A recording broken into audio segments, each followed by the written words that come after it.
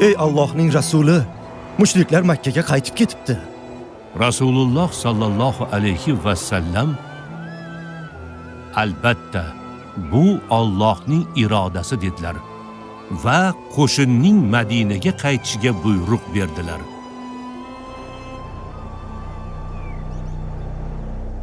Eng yaxshi kiyim va gazlamalar shu yerda.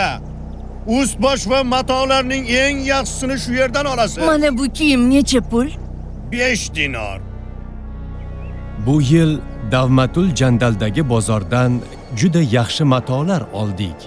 Karvonimizni safarga tayyorlashimiz kerak. Hali oldinda uzoq yo'l turibdi. Tashvishlanma Xoris. Hali kech tushgani yo'q. Yo'l ham bexavotir. Tezroq qaytsak yaxshi edi.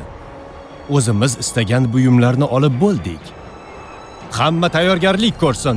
Karvon ortga qaytadi.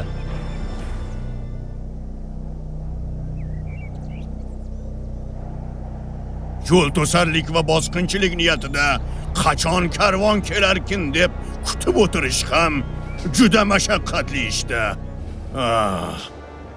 Bu yo'ldan birorta ham karvon o'tmaydi shekilli. Ey Hanzala! O'tgan 2 kun ichida ko'plab karvonlarni qo'lga kiritdik. Biroz kutaylikchi, bugun ham bitta yarimta karvon o'tib qolar. Qaranglar. Ha! Juda yaxshi.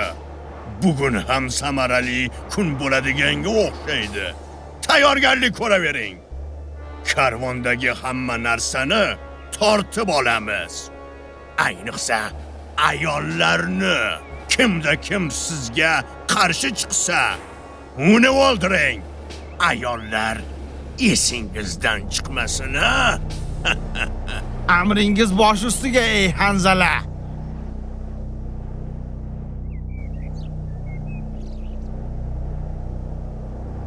Quyoshli kun bo'ldi. Uyimizga barvaqt yetib olamiz shekilli. Aytgandim-ku senga yo'l tinch va bexavotir deb.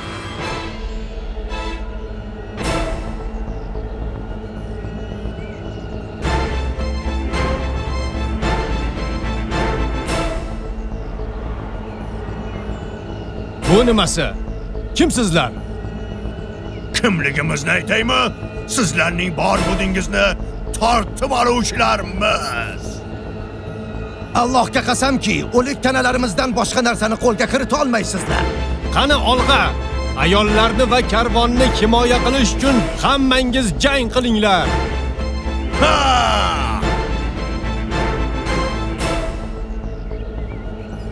Davmatul Jandal Madinadan 600 kilometr uzoqlikda joylashgan. Karvonlarga hujum qiladiganlar Quzoa qabilasi bo'lib, bu qabila Asad va G'atafon qabilalariga yaqin joylashgan edi. Bu qabilalar esa Rum va uning podshohi Qaysarga sodiq bo'lgan G'assoniylar bilan qo'shni edi.